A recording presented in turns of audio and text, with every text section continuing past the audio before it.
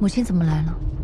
虽然我不知道你这一次回陆阳，为什么一定要给那个县令翻案，但我知道这一次你父亲为了你的事，不知道熬白了多少头发。你对得起你父亲，还有江家吗？身为你的母亲，我不能不管你的父亲，还有江家一门的荣辱。等你回到江家，你自己跟你父亲还有老夫人解释吧。母亲教训的是。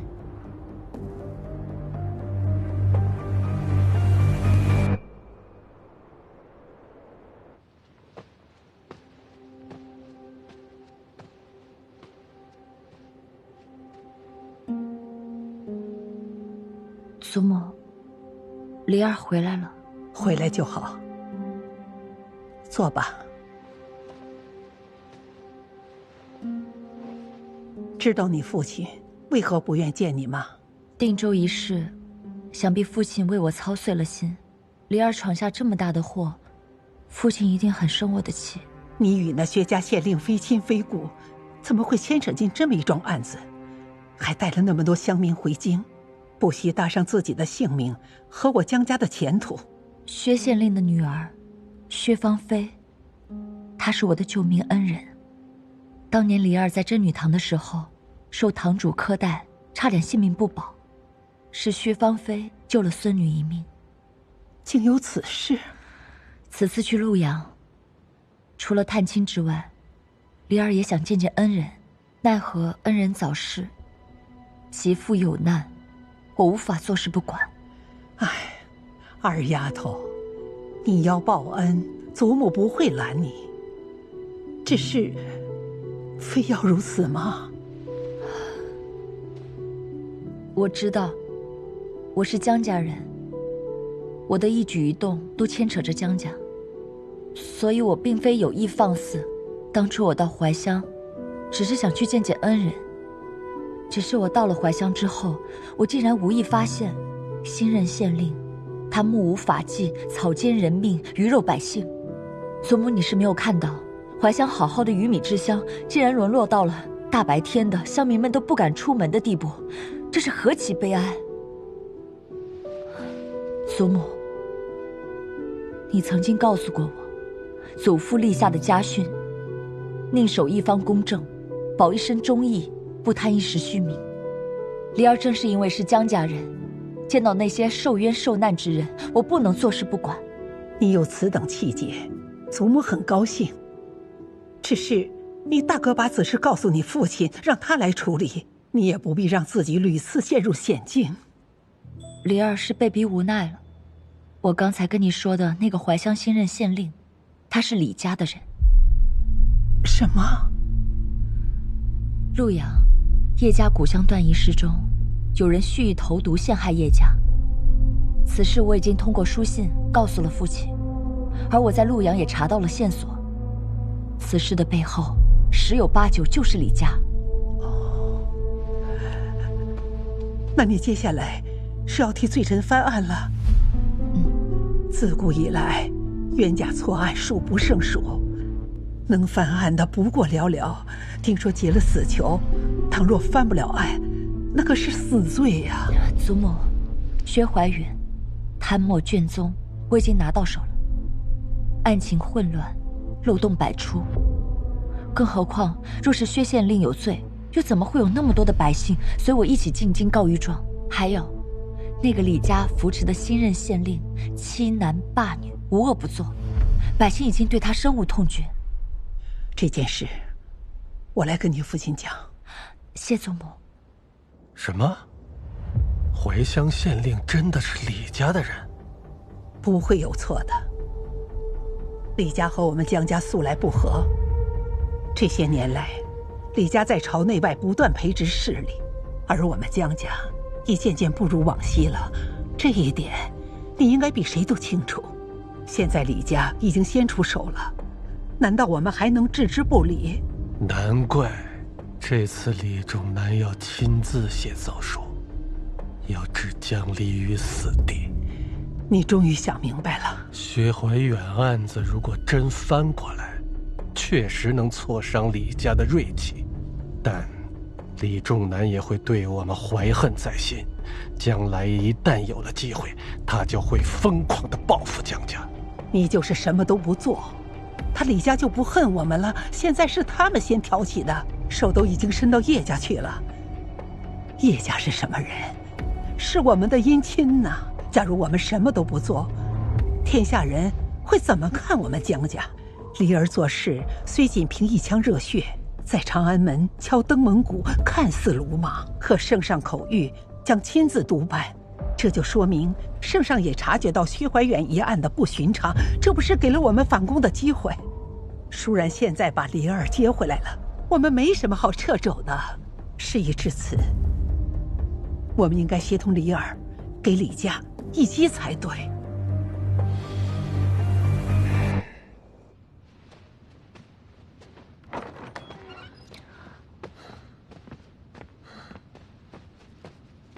嘿嘿，你扑了个空吗？殿下何意？我以为你回来的慢，是去大理寺的监牢，看看那个与你先夫人长得宛如同胞的江离呢。站住！你这个人真没意思，一点都不惊动。好生替我看一看，哪一身提我的气色？帮我看一看，哪一身衣服提我的气色呀？验的都称你。你不是喜欢素色吗？那是臣卑微。好了，那我就选那件水红吧。明天我就穿着它，去会一会江二娘子。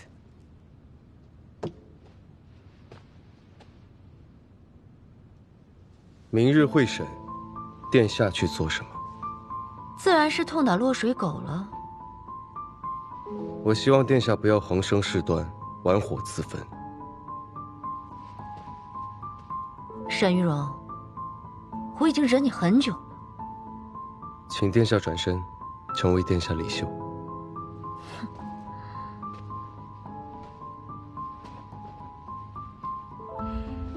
其实我一直很想知道，如果再给你一次机会，你是会埋了薛芳菲，还是杀了我？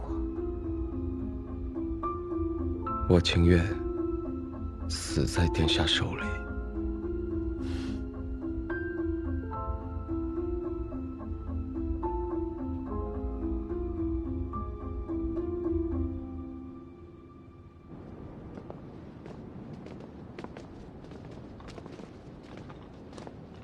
江二娘子，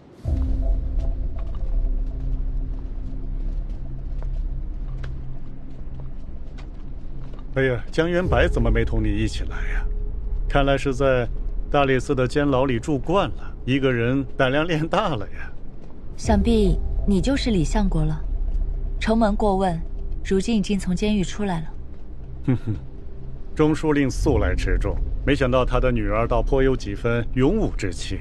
如今本是越发大了起来，真是让人惊喜啊！李相国谬赞。看起来江二娘子是成竹在胸啊！难道真的笃定今日一事必然牵拔出我，所以才这般有恃无恐？你在想什么？在想我是如何知道的事吗？我告诉你，江二娘子，这天底下的事情，就没有什么是我不知道的。你想在我的眼皮底下瞒天过海耍手段，未免也太天真了。你爹尚且不敢如此，你一个黄毛丫头，人心不足蛇吞象，不怕到头来自己会死无葬身之地吗？李相国是想提醒我，为师必缺，切莫逼人太甚吗？江二娘子可真是好胆色，比我那2个不成大器的儿子可是好太多了。就不知道这胆色能够维持到几时。今日御前会审之后，万事无法转换，只怕到时候江元白也不得不替你。李相国，哟，素国公来了也早啊。我刚才站得远，没听清楚，李相国赐教江二娘子什么？江二娘子连为师必缺都说了出来，是小女失礼了。江二娘子，此词出自兵法，杀伐气不轻。日后在李相国这等年事已高的老臣面前，你要慎说。小女受教了。肃国公可真是怜香惜玉啊！诧异，不过是比李相国稍知道些怎么教人。哎呀，今日一案尚且不知道什么结果。江二娘子现在是沉竹在胸，但希望案子之后，她还能像现在这样笑得出来。告辞。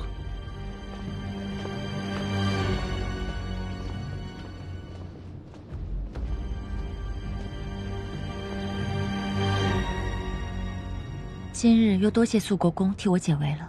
这对你来说，不算什么围。也不能这么说，至少我看出来了，李仲南是有备而来的。既然如此，有件事，我要提前告知你。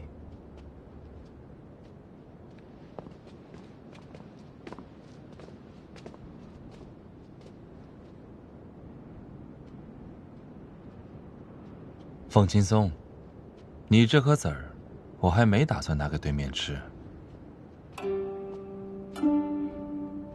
那肃国公这么说的话，我就要把我的谢礼奉上了。最近被困家中，你让我缝补的手帕，我缝好了。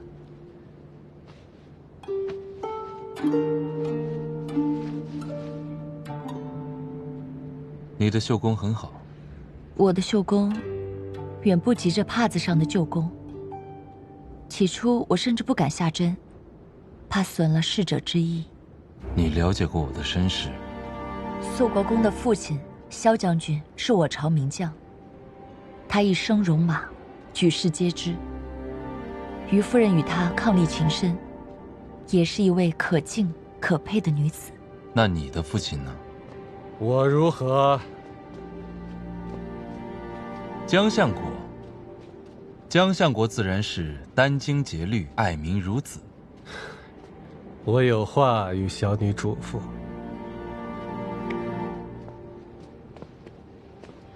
父亲，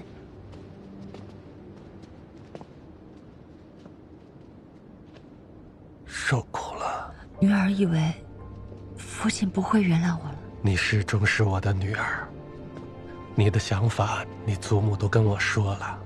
一会儿不要怕，有什么说什么，为父会为你做主。谢父亲。圣上驾到！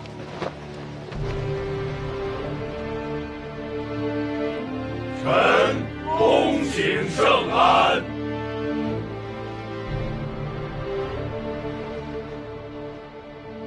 众卿平身，谢圣恩。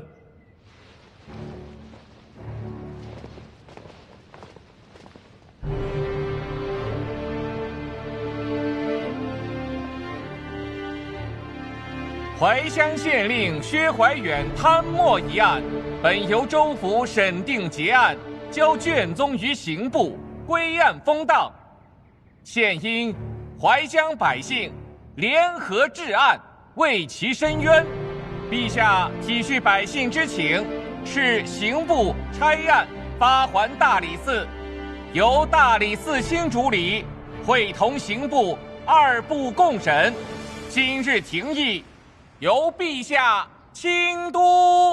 周卿，开始吧。臣遵旨。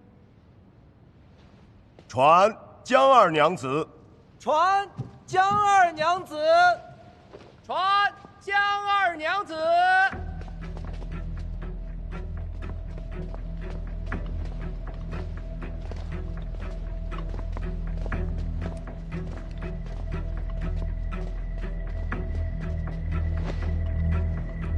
臣女江离参见陛下。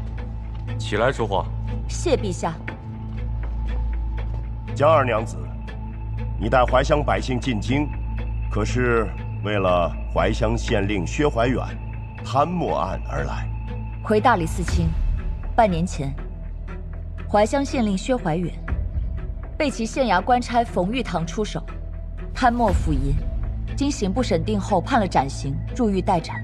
臣女游历怀乡访友，偶然得知其中另有蹊跷。据本官所了解，你们是在薛怀远即将被问斩的头一天，闯入怀乡县衙，强行带走人犯，此事你可认？我认。那你可知擅闯县衙劫囚，乃大罪？知道。此举确为下策。可若不如此，薛怀远之冤屈，怀乡之苦，将永不见天日。我所犯之罪，我会承担，但臣女恳请陛下和诸公，在判我罪之前，为薛县令沉冤昭雪。当初刑部是由何人审理薛怀远一案？由下官审理。下官记得，当年这个案子的卷宗并不复杂。薛怀远的宅中超出赃银10箱，共5000两，并1本私账，加上由其县衙官差冯玉堂的证词，可谓是人证物证双全，并无江二娘子所说的蹊跷之处。江二娘子亲自走了怀乡一趟，看来是翻出了不为人知的内情，既是为罪臣翻案。今日御前，请江二娘子呈出新证，与我等公断。我并无新证。好放肆！既然没有新的证据，还敢蛊惑百姓，不远千里来京城鸡登文谷，要挟陛下重审。江二娘子，你简直没把陛下放在眼里。我女儿话都没有说完，你急什么？既然我呈不出新证，那我换一个请求。陛下，臣女长途跋涉，带怀乡百姓来长安敲登文谷，并非为薛怀远脱罪，而是请求陛下为其定罪。肃静！定罪？何为定罪？众所周知，怀乡县令薛怀远贪污赈灾银两，证据确凿，是朝廷的蛀虫。而陛下崇尚清廉，一个小小的怀乡县令竟敢如此胆大包天，判其下狱斩首，何以平民愤？臣女认为，应当判其千刀万剐之刑。之前不是说翻案的吗？这事拿不出新证，只能提前认输了。怀乡县令薛怀远，官职虽小，却也是我大燕一方的堂堂父母官。他在怀乡为官10年，唯独去年被查出贪墨，罪证不过5000两，10年，5000两，这个数不对吧？有何不对？这10年间，他是一个两袖清风的清官，还是说他贪得一丝痕迹都不露？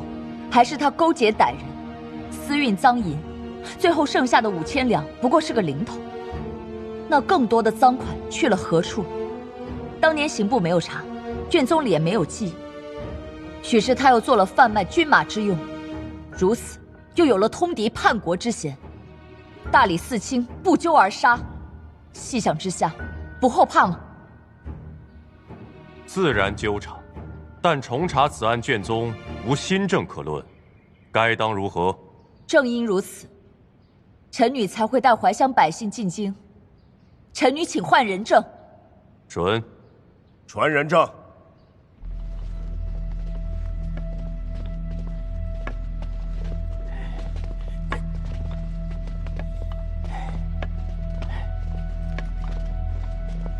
跪！关于县令薛怀远贪墨一案，你们有什么想说的？陛下，草民并不知道薛县令贪墨一案，草民只知道……抬起头说话。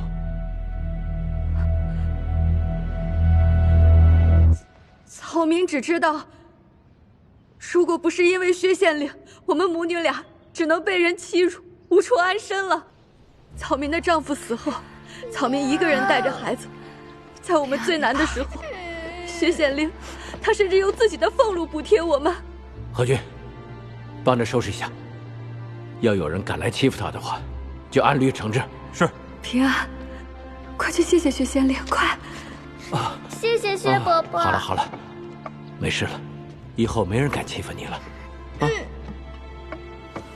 若不是薛县令资助我，草民可能到现在还大字不识。当初草民家穷，上不起学，是薛县令慷慨解囊给了盘费，让草民重新回到学堂，考上了秀才。古大，给他钱念书，钱从我俸禄里拿。是。娘，儿啊，我又可以读书了。是，太好了。哎，他们说，草民卖的猪肉吃了会死人。如果没有薛县令，草民的祖产早就被恶霸抢了去了。住手！我还想给薛县令银子，他也没要。陛下，求你好好查查，薛县令绝不可能做那贪墨之事呀。薛县令是好人。对，薛县令是好人，是好人。薛县令真的是好人，不会做那种事的。是啊。凭一张嘴，若是有心收买，让这些人替贪官说些好话，也不是难事吧？周公，可要小心分辨。刑部侍郎提醒的是，贪污之人如何会这样尽心尽力为百姓做事？这群人定是被人收买，满口胡言，请大理寺卿再传人证。传人证。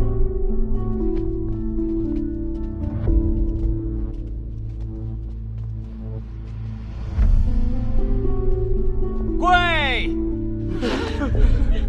是薛县令给我家门口修的路。那年发洪水，是薛县令3天没有回家，是薛县令掏钱给我看的病。薛县令的大恩大德，薛县令的恩情，没有薛县令，求陛下明察呀！求陛下明察！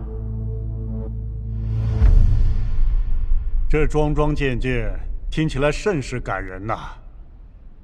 这倒让我想起了3年前青州府尹贪墨案。那府尹当时贪墨数额巨大，但也用了一小部分为百姓做事。当年查抄他家时，也有无数百姓，就像刚才那群百姓一样，为其跪地请愿。大理寺卿亲自操办的案子，不会忘了吧？历历在目。李相国所言极是，一小部分用于百姓，一大部分用于置田买地，是吧？我大燕州府确有这样的贪官，冯玉堂就是其中一个。冯玉堂任怀乡县令半年，也为自己置了一副家私，家人们穿金戴银，轰轰烈烈，好不热闹。薛怀远在怀乡任职10年，家产应该比他多吧？半年前薛怀远下狱，家产没入官府，臣女请求御史大夫公布查抄所得薛家家产和冯家家产，让诸位看一看，比起冯玉堂，薛怀远是何等丑恶。请御史大夫呈出2家家产。原怀乡县令薛怀远在任期间，并无私宅，亦无田产，加之宅中所查赃银，共查抄其家产总计5000两。现怀乡县令冯玉堂在职期间，有房屋40余间，所有耕地之多尚未理清。经查，房屋田产及其存银共计20余万两。这么多，就有20余万两。好复杂的20余万两，好干净的5000两。这么算来，薛县令在怀乡一片瓦都没有给自己留，独独贪了5000两白银，还都完完整整的兑成了银子，装好箱子，放在自己的宅中，等着刑部来收。贪官做成这样，也算是楷模了吧？巧言令色，无论贪多少，也不论是怎么贪的，他总是贪了。请大理寺卿再传人证。传人证。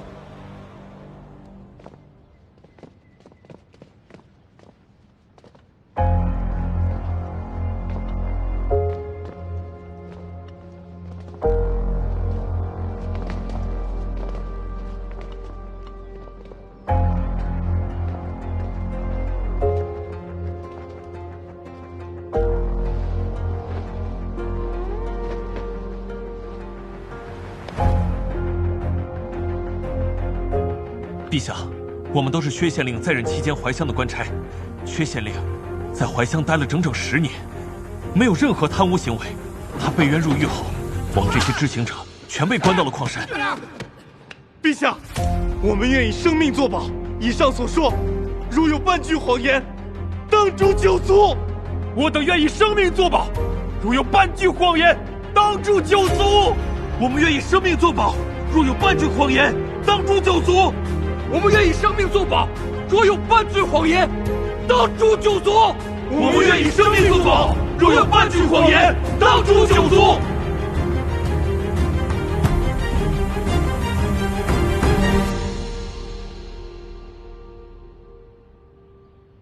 不管如何，薛怀远贪墨一事是事实，就如江二娘子所说，让薛怀远行千刀万剐之刑。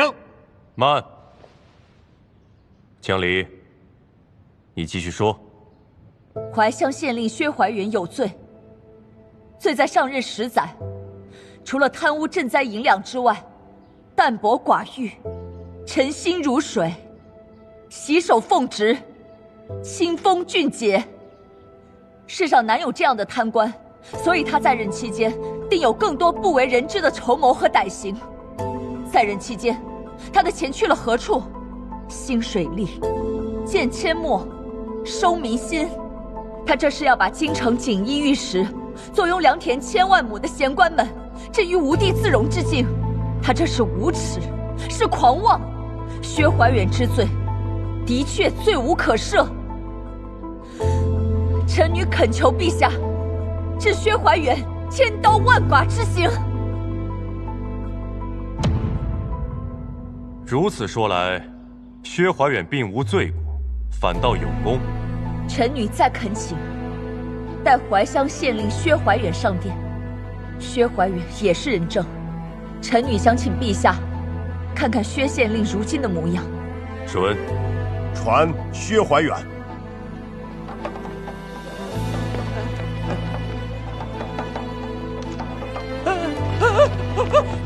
哎呀！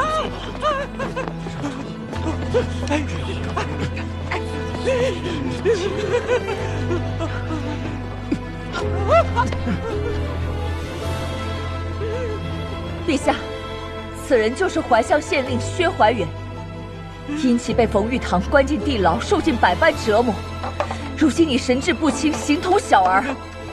可怜一代清明忠臣，如今落得如此下场。此事一旦传出去，这天下又会有多少清官忠臣寒心？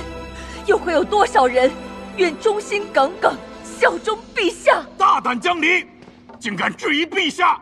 江二娘子的说法倒是和我不谋而合，良药苦口，忠言逆耳。江二娘子所言虽然出格，但听起来也有一些道理。不然我朝忠臣尽弃，任用奸臣，岂不国将不国？肃国公说的不错，朕并非听不得真话之人。江亲，你这个女儿养得很好。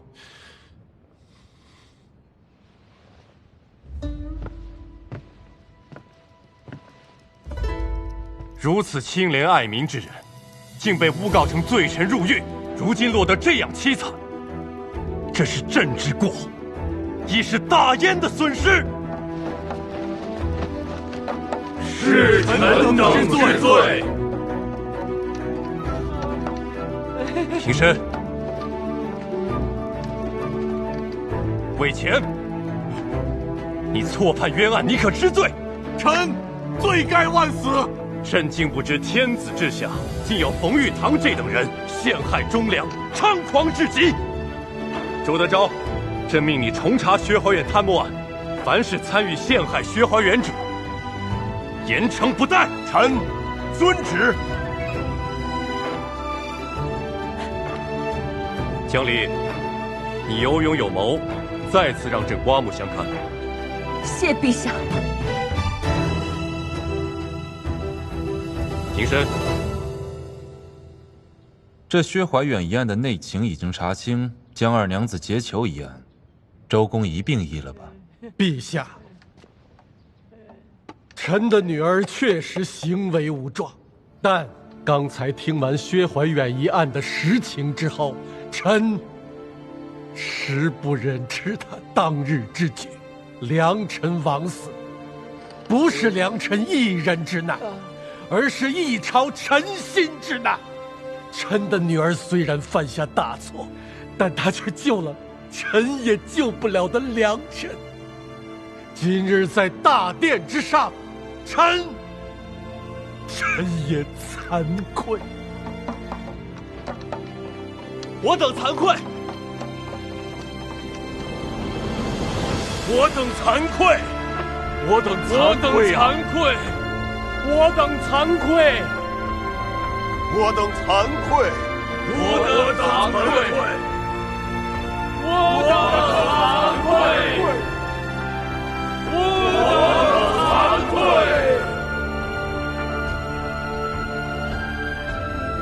我等惭愧。周德昭，你怎么说？回陛下，既然薛怀远一案确有冤情，那薛怀远也就不是罪囚，所以江二娘子劫囚一案也就并无实证。合情合理。江离，朕赦你无罪，今日即可在大理寺销案归家。谢陛下隆恩。平身。谢陛下。薛怀远可有子女家眷？朕要后福。薛怀远育有一子一女，据我所知，其子薛昭已于去年在京被匪寇所杀，其女薛芳菲正是沈学士的亡妻。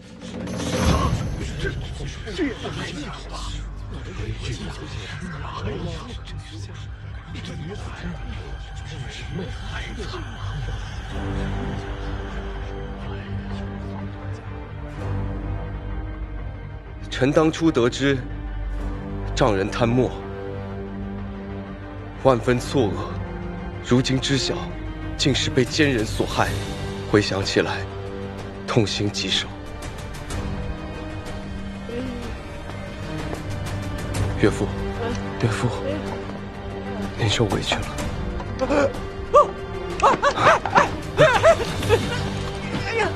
叶师姐，薛县令，没事了，没事了。薛县令，没事，没事了。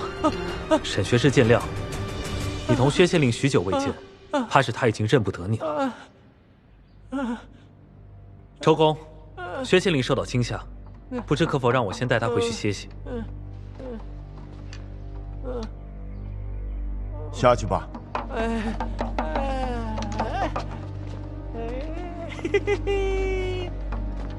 这个画本是谁写的？挺毒的。此话怎讲？其人贪墨，其女通奸，其子死于非命，一家三口先后遇难，这不像画本里常写的吗？什么画本？栽赃，灭口。栽赃？莫非沈学士亡妻通奸也是被栽赃啊？也不一定吧。肃国公向来胆大，他可是什么都敢说呀。肃国公这件事情交给你去办，查清薛家一家三口的真相，还薛家一个清白，也好让沈学士为之安心。臣领命。精彩。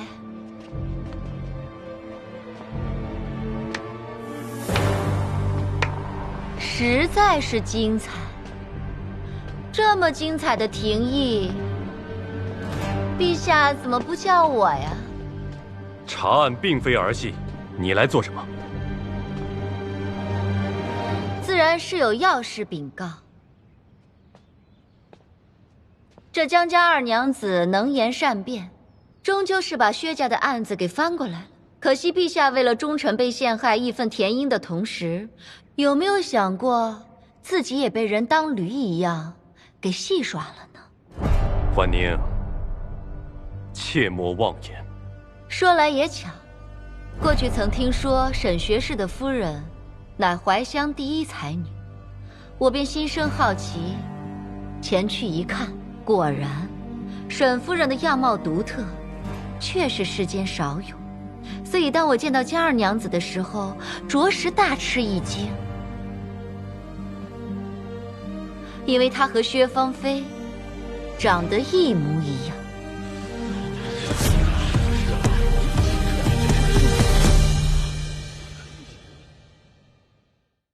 乃怀乡第一才女，我便心生好奇，前去一看，果然，沈夫人的样貌独特，确是世间少有。所以当我见到江二娘子的时候，着实大吃一惊，因为她和薛芳菲长得一模一样。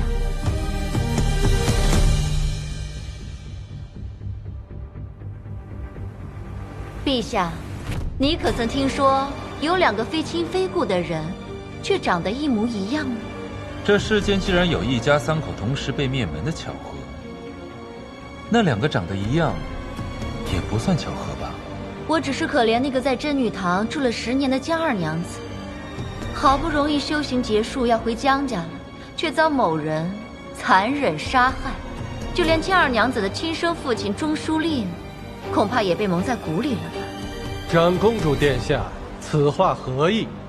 请明示。为什么一个8岁的小女孩在真女堂待了10年，无人教授，却能胜出京城名门贵族子弟，在岁事上一举夺魁？世间命苦之人那么多，为什么江二娘子不惜一切代价，排除万难，要去救那薛怀远？这桩桩件件，唯一的解释，你根本不是江离，你是薛芳菲。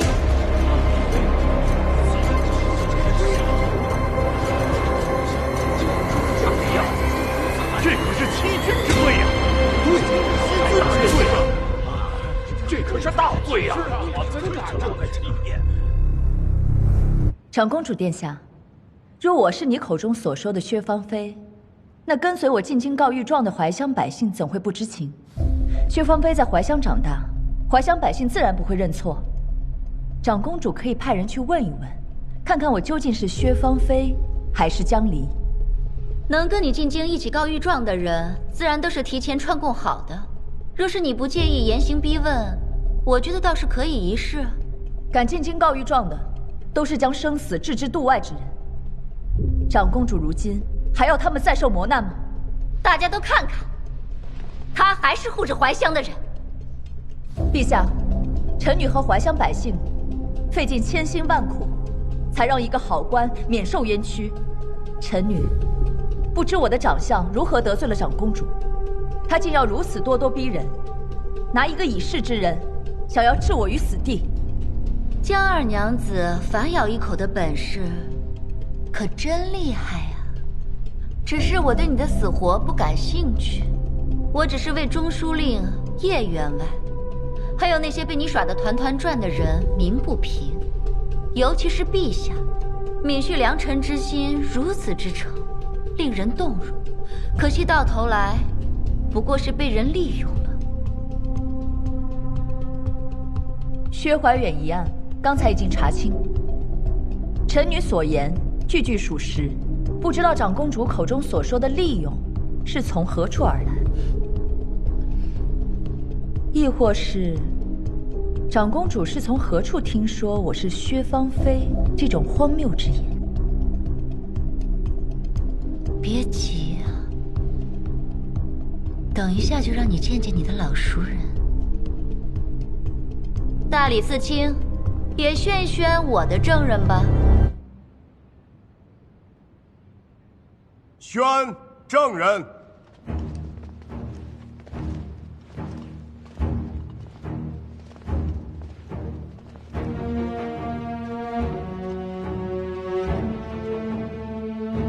拜见陛下。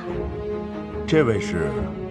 这是江二娘子待了10年的真女堂的堂主守贞。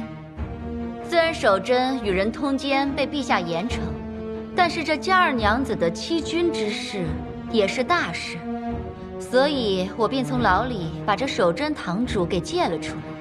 这一借，还发现了一件有意思的事儿，也不知道是什么人从中做了手脚，将这位守贞堂主关押到了千里之外的会诊。为了找人，我可是颇费了一番功夫。不过这事儿也不着急，可以容后再查。现在还是认人最重要。守贞，你可要看好了，此人是不是江离呀？回陛下，此人绝非江离。你可要看仔细了，你要是敢胡说八道，我割了你的舌头。草民从江离8岁，看着他长到18岁，他就算化成灰，我都认得。他绝不是江离。哼，按你的说法，江离去哪儿了？这恐怕要问问薛家娘子。堂主，你说我不是江离，那真正的江离去了哪儿？是被你给害死了。好，若是如你所说，是我害死了真正的江离，那我是怎么害死的？他的尸体又在何处？是你下的毒手，你早就毁尸灭迹了，我自然不清楚。当时柳夫人来真女堂见的人可是我，你当时为何不拆穿我？我当时一时糊涂，因为你以力相诱，说等你变成了江家2娘子，就会帮我脱罪，所以我才帮你圆谎。原来这就是你来污蔑我身份的原因啊！什么？我污蔑你？你可真会反咬一口。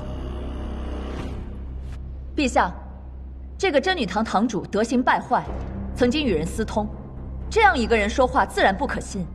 如今他定是有人以力相诱，前来污蔑我的身份，从而为其脱罪，请陛下明察。不是这样的，我说的都是实话，你根本就不是。一，你说不出我是怎么杀的江离；二，你说不出真正的江离现在何处，你凭什么来污蔑我的身份？更何况，真女堂管理何等森严，怎么可能一个大活人说换就换？还有，我身边的丫鬟童儿，自小和我一起长大，你该不是要说她也是被替换的吧？那是你们串通一气。我的父亲也知道童儿对我忠心耿耿，弃了在江家伺候的前途，跟着我一起到了真女堂受苦。若我是冒名顶替，他如何会放过我？守贞，我提醒你一句，不管是谁授意你前来污蔑我，你要记住，无论你今日是否构陷成功，你的下场都不会落好。今日你在御前开口，成了，你是把柄；败了，你依然是把柄，都会折了你。所以你只有早些醒悟，认清对错，那才是回头是岸。薛娘子可真是一张巧嘴，黑的都让你说成白的了。看来今日长公主是不肯相信我说的实话了。其实真女堂除了堂主之外，还有其他人可以证明我是真正的江离。什么人？不如传其他人前来一问便知。我手底下的人传信过来，说是在惠城被关押的真女堂堂主被人带了出来。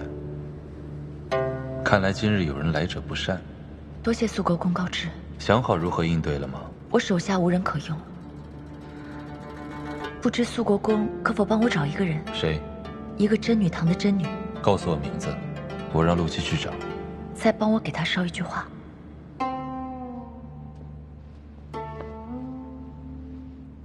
民女叩见陛下。原来是你，你来告诉他们，他根本就不是江离。这次由不得你不去，他让我给你带句话。什么？他说，以力相诱是最为下毒的手段，所以他不会许诺你什么，但这是你唯一可以赎罪的机会，为你曾经下的手而赎罪。对不起，我为自己之前所做的种种道歉。对不起，江二娘子，你在胡说什么？你在胡说什么？他根本就不是江离，他就是江离，他就是江离！你胡说！他不是江离，他根本就不是江离，他就是江离，他就是江离！江二娘子，怎么可以在世上面前胡说八道？我不可以这样！去道歉！你不可以胡说！江二娘子，原谅我！将2位真女带出去！他就是江离，他不是江离，他不是江离！你不可以欺骗陛下！你不可以！他不是江离！你可真是有手段，让这些人为你说尽了假话。很好，沈学士，你与你的夫人相濡以沫这么多年，你总不会睁着眼睛说瞎话吧？眼前这位，是不是你日思夜想、同床共枕的沈夫人？婉宁，不要胡闹了。她，是不是你的沈夫人？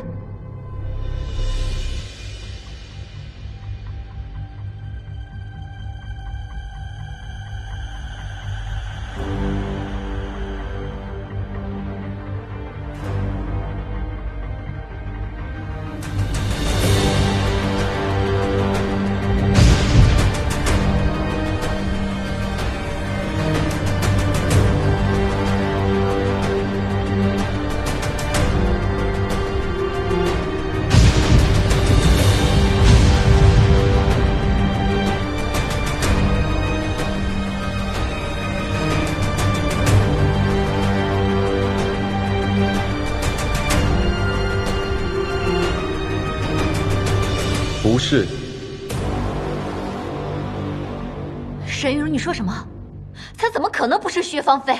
你撒谎，她分明就是薛芳菲。回殿下，臣的夫人已经身故，这世上就算有与她长得一模一样的人，也不会是她。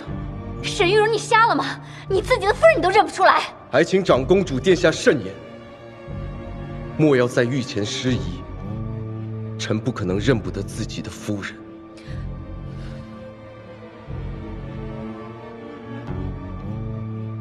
那就开棺验骨。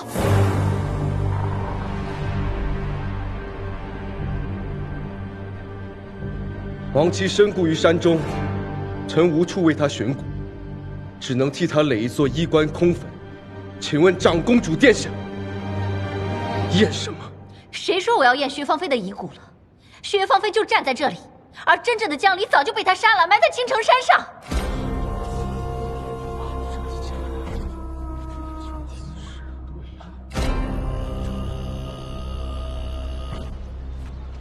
夫君忘了，梨儿从小在真女堂，也没上过几天学。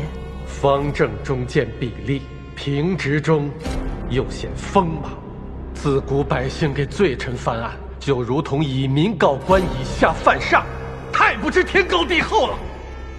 世间命苦之人那么多，为什么江二娘子不惜一切代价，排除万难，要去救那薛怀远？江相公，你的亲生女儿江离就埋在青城山上，我已经找到那座坟茔了。只要打开坟墓，让仵作拾骨一验，便能知道谁才是你的亲生女儿。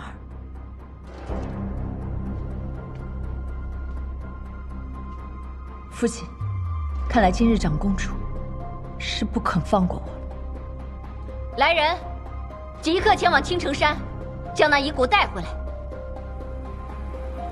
既然长公主把话说到这个份上，我也需要给我父亲一个交代。只因父女一场，因我之事，致父亲为难，江家不宁。女儿实在愧对于父亲。你不要说的那么冠冕堂皇，我是为江家正清血脉。那就谢长公主，此时此刻如此为江家着想。既然如此，那就传仵作上。不必了，我与长公主素来并没有交集，如今长公主如此关心我江家的事，下官受宠若惊啊。只是我还没有到老眼昏花的地步，我自己的女儿当然认得清。难道中书令真的不想知道自己的亲生女儿是谁吗？这可是欺君之罪。长公主殿下，我知道我的女儿为了给好官翻案，得罪了不少人，只是我的女儿殚精竭虑，排除万难，我自然也不能落于其后。若是我连自家人都分辨不清，想必在九泉之下，我也无颜面对江家的列祖列宗了。江家的家事不该耗费陛下的时间。既然薛怀远贪墨案已结，那臣就带着小女回家了。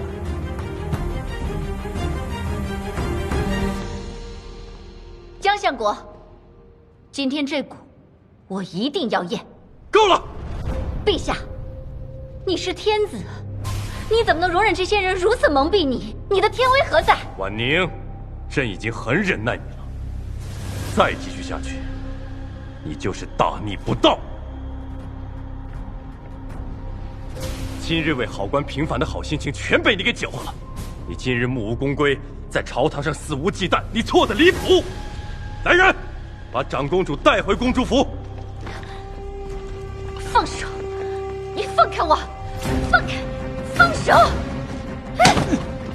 我是大燕的长公主，你敢动我？带走！赵烨，你敢关我？今天的廷议到此结束。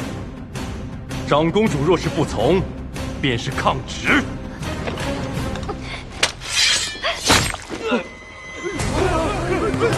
薛芳菲，什么呀？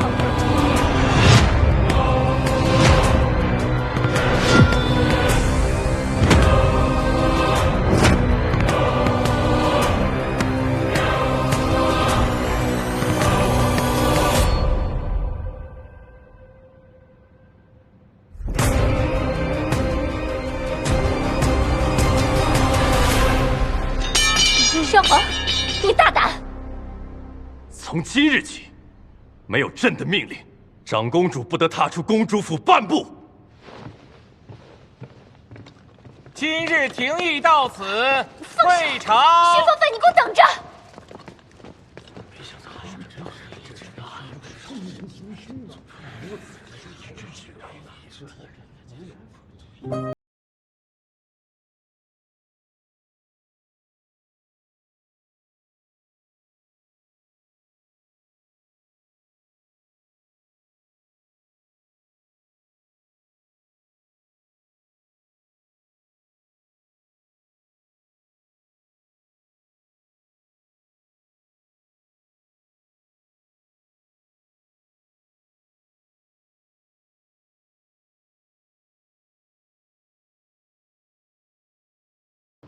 我有一事相求。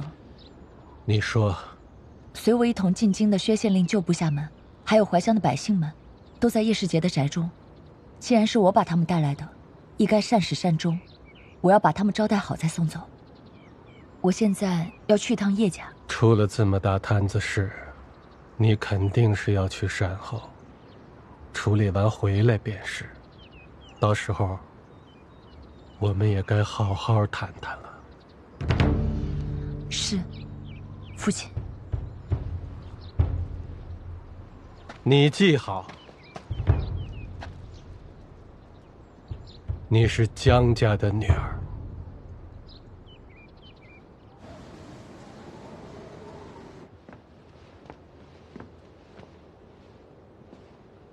小狸猫，你还挺有意思啊。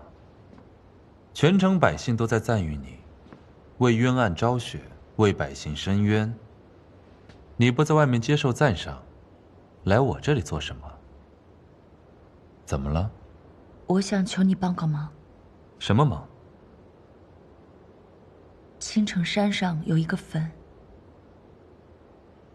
坟里所埋之骨，我想请苏国公帮我挖出，重新安葬。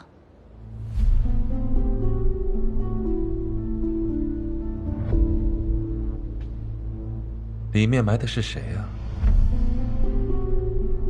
你为何不自己去呢？苏国公，你这是在审我？你可以这样认为。算了，就当我没有开过这个口。等一下，坟我可以替你去挖，只不过这青城山路远，无聊，我不想一个人去。什么意思？跟我走。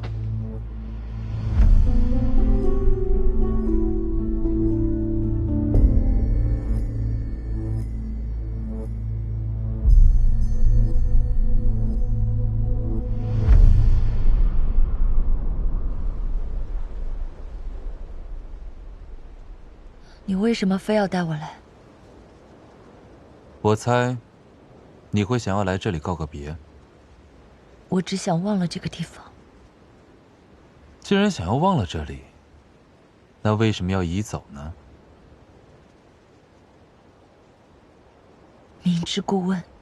这里面埋的，不是薛芳菲吗？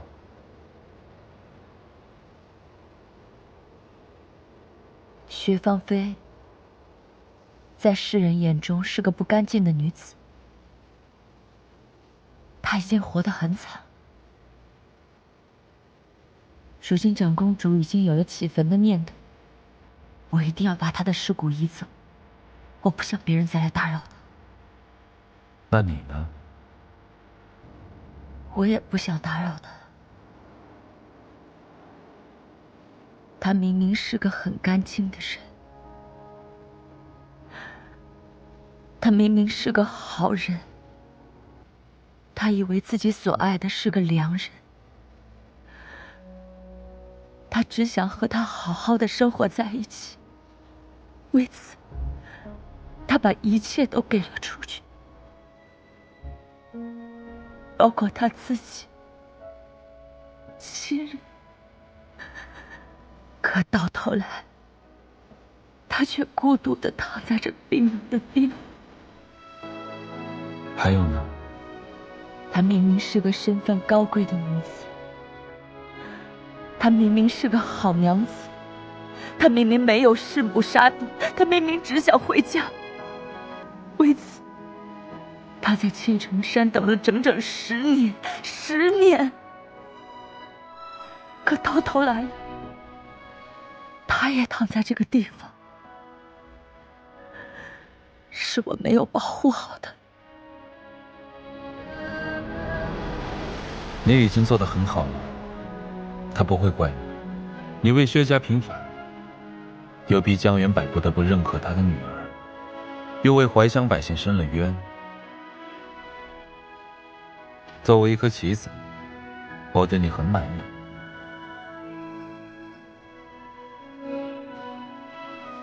还有什么要对他说的吗？都说出来。那我就让人办事了，换取尸骨。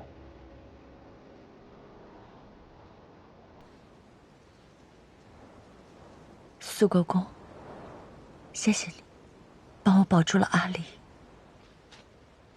所以阿离，从今日起，你不必再惧怕任何一个人。谁欲让岁半重回花蕊，在燃烧热泪浇灌如心扉。谁妄想收回喜怒慈悲？大好啊，谢谢。老板，哎，2个。啊。一代监关终不悔，曾经沧海难为水。浮生悲好是与非，不可追。铁石心间不可摧，却为寒雨彻底美。忘却了灵魂昂贵。这个，你喜欢这个还是这个？我觉得这个好啊，这个。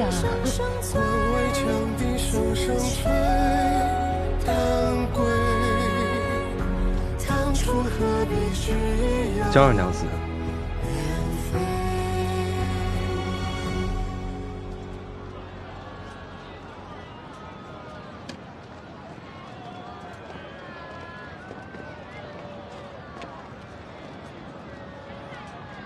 沈学士，江二娘子今日看起来气色不错，因为想明白了一些事。愿闻其详。沈学士的亡妻曾经在生死一线救过我的性命，我曾经想不明白，一个自身难保的人，为什么要把我从地狱拉回来？我曾经以为是因为恨人世不公，恨狼心无常，他不甘心。如今我想明白了，天下之大，江山之盛，百姓之众，他让我活下来，是因为他是一个很好的人。他没有看够这个人间，一个浅薄又可怜的男人，怎么能成为他的牵绊呢？